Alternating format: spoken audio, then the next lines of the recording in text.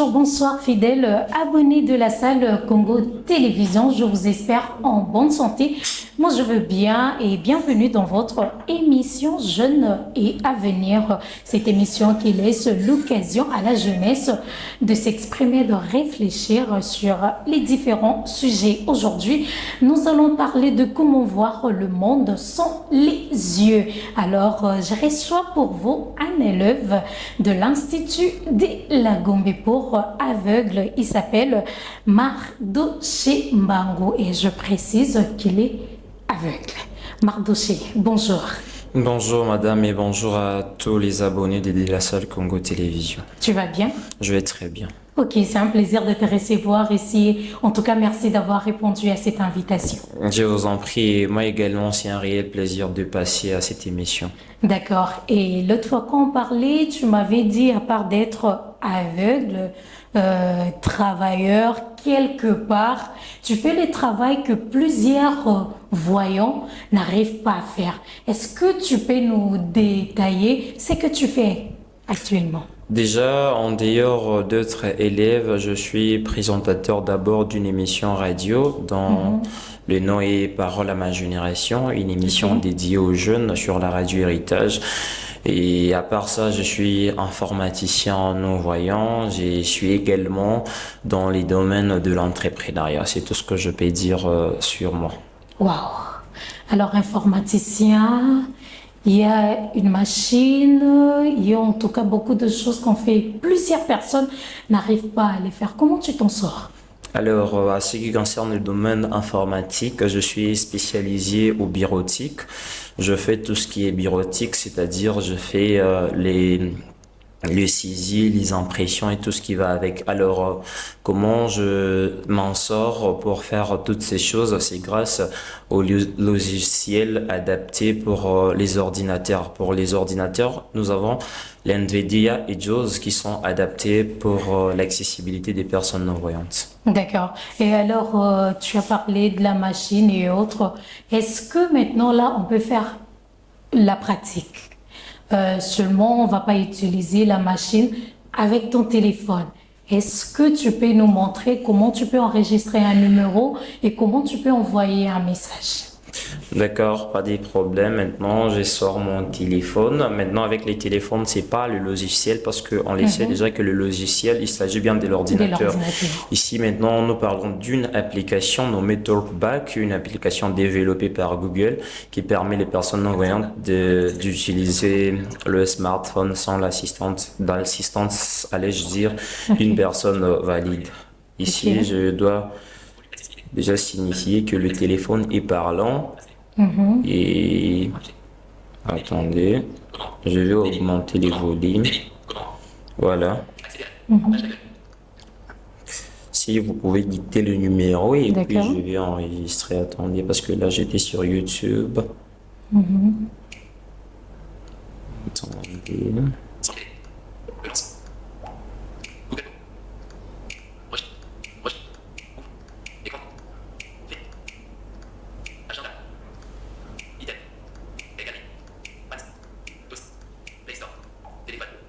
Oui, je suis maintenant. Téléphone. Oui, le numéro c'est Les 089 089 35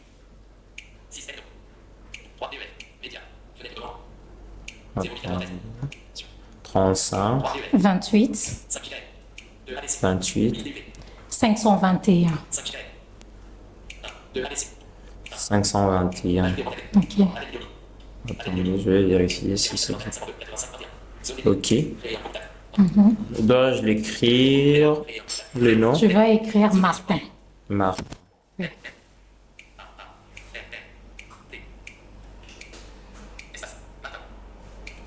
Comme ça, j'ai déjà écrit. Je vais venir ici, enregistrer.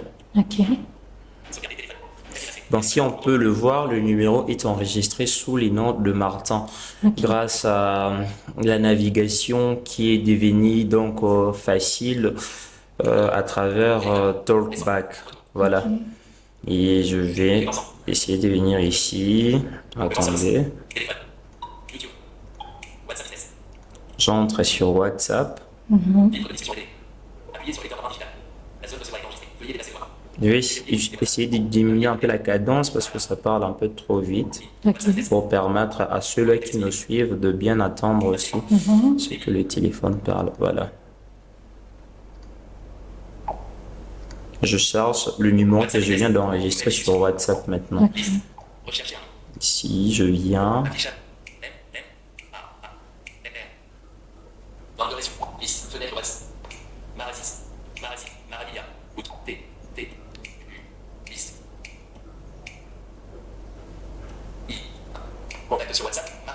Voilà, le numéro est affiché sur WhatsApp. Maintenant, s'il s'agissait d'écrire un message à ce Ok. numéro, j'accède. Par exemple, j'écris bonjour.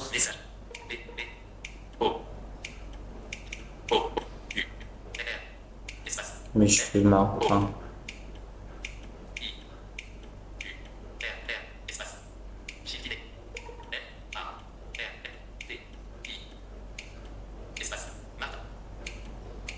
Et puis, j'envoie. Voilà, c'est plus facile avec la nouvelle technologie avancée. Une personne non-voyante peut utiliser le smartphone et comment je vais dire, de la technologie. Voilà. Ok. Voilà, en tout cas, c'est une bonne chose. Monsieur Martin, derrière, en tout cas, nos caméras, si vous pouvez nous aider à voir le message que Mardoché vous a envoyé. En attendant, nous continuons. Alors, Mardoché, déjà, comment c'est arrivé que tu apprennes toutes ces choses-là? Parce que je peux dire, est-ce que, bon, c'est toi qui côtoies les autres personnes qui te ressemblent? Est-ce que c'est tout le monde qui sait utiliser je ne sais pas comment on appelle Ces ça, outils numériques. ces outils, voilà. Non, déjà, ce n'est pas déjà ça. Pour apprendre cette technologie, déjà, il a fallu intégrer l'Institut de la Gombe pour aveugles. Ok. Si je peux essayer de revenir en arrière, moi, je suis né une personne valide, comme Ok. on peut le dire ainsi. Et c'est arrivé à la 4e année primaire que j'ai atteint la cécité. Et après cela, on a essayé de tout faire, mais ça n'a pas marché. On a passé des opérations et tout ce qui va avec, mais ça n'a pas marché. Du coup, j'ai chômé pendant 3 ans. Je n'allais plus à l'école. C'est vers l'année 2017 que mes parents ont découvert l'Institut de la Gombe pour aveugles. C'était par le canal des Dunes Hôpital qui se trouve à Limité 13e rue. Ok. Alors, c'est en ce moment-là qu'ils ont décidé à m'inscrire à l'Institut de la Gombe pour aveugles. Arrivé à l'Institut de la Gombe pour aveugles, j'ai appris l'écriture comme les autres que j'ai trouvé là. J'ai appris l'écriture qui s'appelle l'écriture braille. Fort malheureusement, je ne l'ai pas apporté ici. Et c'est grâce à cette écriture que je me suis réintégré dans le monde scolaire. Et arrivé à 5e année primaire, j'ai appris qu'il y a eu maintenant l'invention des outils accessibles pour les personnes non-voyantes. Alors, ces outils étaient d'abord utilisés seulement chez les informaticiens qui les maîtrisaient bien sûr. Et à cette époque-là, à l'institution, il y avait juste quelques personnes qui l'utilisaient. Alors, il y a un de grands frères qui était avec nous à l'internat, que je salue en passant, Gomli Makola, journaliste également. Et c'est lui qui l'utilisait. Et c'est à travers lui que j'ai appris comment utiliser le téléphone. En rentrant de chez moi à la maison, j'ai dit non, et, chers parents, et puis il me demande comment est-ce que tu vas t'en sortir, comment est-ce que ça va s'y faire, je les ai expliqués et tout. Vu que c'était la première pour eux, la première expérience bien sûr, ils n'ont pas cru en moi et il a fallu beaucoup de choses pour que les parents soient convaincus parce que déjà d'autres parents, lorsque une personne ou un enfant devient déjà non-voyant, pour certains parents, c'est déjà une malédiction. Voilà. Donc, je ne sais pas si c'était le cas, mais ça pourrait affecter aussi les parents. Alors, lorsque je suis rentré de l'école, j'ai expliqué les problèmes, qu'on n'a pas cru que je pouvais utiliser les téléphones parce que mon père disait non, on doit acheter un téléphone des touches parce que là, il y a des boutons, ça, il n'y a pas des boutons, comment est-ce que tu vas t'en sortir et tout. Mais malgré cela, j'ai été toujours là en train d'apprendre. Et sincèrement, on m'a juste appris des petites notions. Tout ce qui reste, je l'ai appris par moi-même. Et c'est maintenant, lorsque je suis arrivé en sixième, vers le mois de mars, une ASBL Voir avec le cœur, fondée dans le but de promouvoir l'éducation des personnes aveugles et comment je vais dire, les amener à découvrir les mondes numériques. C'est dans cette ASBL que j'ai appris maintenant l'informatique adaptée aux personnes non-voyantes. Je me suis développé, en tout cas, j'ai été meilleur parmi plusieurs apprenants. Et à la fin de la formation, j'ai été reconnu comme informaticien non-voyant. On m'a remis le brevet ainsi que la machine. Et déjà là, je savais très très bien manipuler les ordinateurs et les téléphones. Voilà un peu l'histoire en quelques lignes. Wow. En tout cas, c'est vraiment intéressant et désolé en tout cas de savoir que avant c'était autre chose et maintenant vous êtes dans cette situation vraiment et je sais que ça va pour vous. Vous évoluez, vous apprenez des choses, vous vivez normalement comme si rien n'était passé. Alors, si on peut lire les messages, voilà. Bonjour, Monsieur Martin. Les messages et là en tout cas, je pense que vous pouvez voir fidèle abonné. Écrit par Mardoché. Bonjour, Monsieur Martin. Il vient d'enregistrer le numéro. Il a envoyé le message. Donc voilà. Alors, Mardoché, revenons un peu chez toi. Et quand tu rencontres une personne pour la première fois, comment tu fais pour reconnaître cette personne pour la deuxième fois? Déjà, la perte de vue augmente d'autres facultés physiques, entre autres l'audition et autres sens de la vie. Parce que nous avons perdu la vue, mais d'autres sens fonctionnent encore.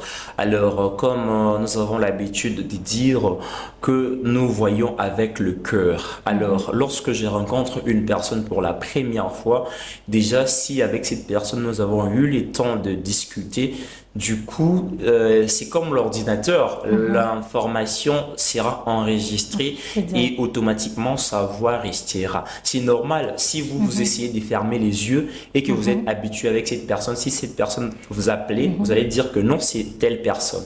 Donc, c'est pas si drôle, c'est juste reconnaître la personne et s'habituer à elle.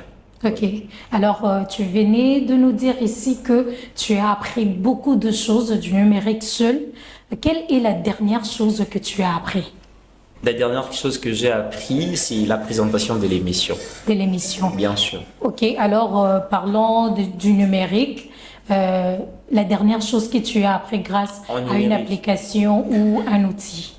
Bon, la dernière chose que j'ai appris, si nous pouvons aller en informatique, j'ai appris la navigation sur Internet, je peux dire, parce que c'est vraiment difficile, la navigation sur Internet déjà dans l'ordinateur. Et c'est la toute dernière chose que j'ai appris. Dernièrement, là, j'allais apprendre l'Excel, mais je ne l'ai pas encore appris. Ok, mais tu comptes le faire? Oui. D'accord. Alors, si tu devais initier un voyant sur toutes les activités que tu fais, que tu as appris seul ou qu'on t'a appris, tu préférerais commencer par quoi? Par l'informatique, parce que déjà dans ces mondes qui évoluent presque après chaque seconde, l'informatique est vraiment très important pour la vie de personnes. Déjà pour travailler, ça nécessite l'informatique et ce que j'aimerais apprendre à une personne présentement qui est vraiment primordial, c'est l'informatique. C'est l'informatique. Oui. Est-ce qu'il y a un truc que le voyant font tout le temps sans s'en rendre compte, bien sûr, qui te complique la vie? Ce que les voyants font tous les jours. Tout le temps, qui te complique un peu la vie, que eux-mêmes ne se rendent pas compte. Bon, je sais pas, peut-être ce qui m'agace plus chez le voyant, c'est lorsqu'il juge la personne sans les connaître. Ok. C'est un peu ça qui, peut-être d'autres personnes le font par ignorance, mais moi personnellement, dès que je les constate, je me fatigue de cette personne. C'est pour cela nous avons l'habitude de sensibiliser les gens à la non-discrimination pour éviter un peu les stéréotypes et les préjugés qui tournent autour de ces personnes. Voilà, c'est une bonne chose. Alors, tu as dit que vous avez perdu la capacité de voir, mais vous entendez pas seulement avec vos oreilles, mais aussi avec votre cœur. Alors, si aujourd'hui tu prêtes tes oreilles et tes mains à un voyant pendant au moins 5 minutes, qu'est-ce que tu lui feras découvrir? Si je le prête mes mains Oui, et mes oreilles et tes oreilles. pendant 5 5 minutes, minutes. d'abord, ce qu'il va découvrir, il sera à mesure dans sa sensibilité, allais-je dire, va développer. Parce que j'ai une sensibilité forte que je peux dire 10 fois plus que les personnes valides. Wow. Parce que moi, je travaille avec les sons et la sensation. Or, les personnes valides, c'est contentes à voir. Voilà Ok. un peu. Est-ce que ça t'arrive de suivre aussi des vidéos, Bien genre sûr. films, séries? Bien Tu fais sûr. comment? Bon, ça dépend des contenus en fait. Comme sur les plateformes, entre autres TikTok et YouTube, si par exemple cette vidéo est destinée à l'apprentissage, ça sera plus facile pour moi d'apprendre parce que c'est comme l'enseignant qui enseigne ses élèves. Il explique la matière et nous comprenons. Maintenant, s'il s'agit peut-être des vidéos promotionnelles où les descriptions ne sont pas énoncées, mais c'est mentionné par les écritures, là maintenant, je ne serai pas totalement en mesure de décrire ce qui est affiché à la vidéo. Ok. Alors, déjà, tu aimes les sports? Tu aimes? Bien sûr. Quel genre? Je pratique aussi les sports adaptés pour les personnes non-voyantes, ce qui est les goalball. Wow. Donc voilà. Et ça va aussi, tu le joues très bien? Très bien, je le joue très bien. Je suis athlète d'une équipe qui venait d'être champion du Congo, Goalball Kinshasa. Le tournoi était organisé à Lubumbashi, la deuxième édition. Et on a été champion et on espère avoir d'autres matchs parce que c'est un sport qui n'est pas encore connu ici en RDC parce que on l'ignore, mais ailleurs d'où ces sports vient, c'est vraiment connu, ça a vraiment du succès. Et ici, dans notre Paralympique, c'est pas vraiment très connu. Ok, parlons un peu de l'éducation. Si aujourd'hui on t'est nommé ministre de l'Éducation nationale et nouvelle citoyenneté, qu'est-ce que tu vas supprimer en premier dans les systèmes éducatifs? Ce que je vais supprimer en premier dans les systèmes éducatifs, c'est d'abord la non-accessibilité. Pourquoi je dis ça? Nous sommes dans un mois déjà ici, nous sommes au mois de juin. C'est le mois que les élèves vont passer aux épreuves, aux différentes épreuves nationales, entre autres l'ENAFEP, le TNSOSP et l'examen d'État. Alors, pour les personnes non-voyantes ou autres handicapés, ils ont des graves difficultés que les personnes valides. Pourquoi je l'ai dit? L'État congolais n'a pas mis en place les dispositifs pratiques pour permettre à ces personnes d'accéder au même examen que les personnes valides. Les examens sont les mêmes, mais le temps n'est pas le même. Pourquoi? Au centre, le chef du centre ne tient pas compte que cet élève est non-voyant. Parce qu'au diplôme ou dans d'autres brevets, on ne mentionne pas que cet élève est non-voyant. Ce sont des mêmes diplômes. Alors, lorsque nous sommes au centre des épreuves, ça se fait que nos examens sont transcrits en retard et le chef du centre ou le surveillant vont vous précipiter et ça arrive des fois que vous ne travaillez pas bien l'examen parce que vous travaillez sous pression. Nous, les élèves de l'Institut de la Gombe pour aveugles, dans ces étapes comme ces examens, nous partons avec nos transcripteurs qui ne sont pas de l'État. Donc l'État n'envoie pas les transcripteurs. C'est vraiment une grande difficulté que traversent les personnes, les élèves non-voyants.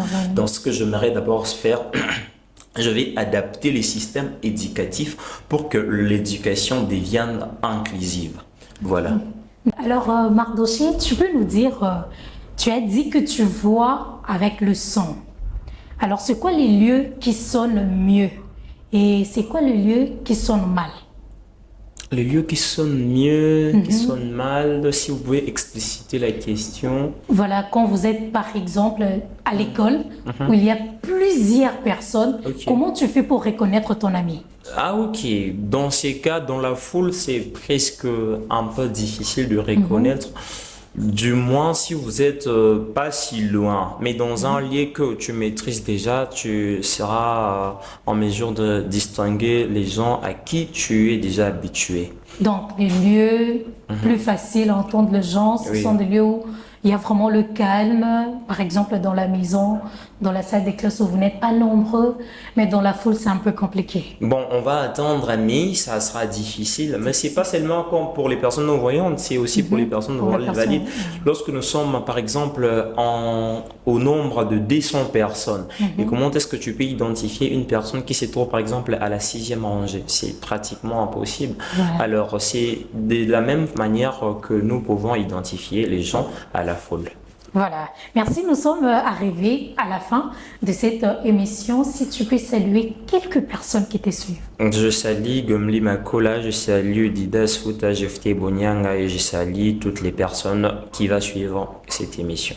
D'accord, fidèles abonnés de la salle Congo Télévision, voilà, nous sommes arrivés à la fin de cette première partie de l'émission Jeunes et Avenir avec notre ami Mardoché Mbango. Et je précise qu'il est une personne non-voyante et il fait beaucoup de choses que plusieurs personnes valides n'arrivent pas à faire. Alors, ça nous ferait énormément plaisir de le recevoir pour la deuxième fois pour continuer avec ces sujets, comment voir le monde sans les yeux. Aujourd'hui, il nous a appris beaucoup de choses et prochainement, nous allons continuer à apprendre encore de choses. Nous vous disons au revoir, portez-vous bien et nous vous donnons rendez-vous pour un autre numéro avec le même plaisir. Bye bye.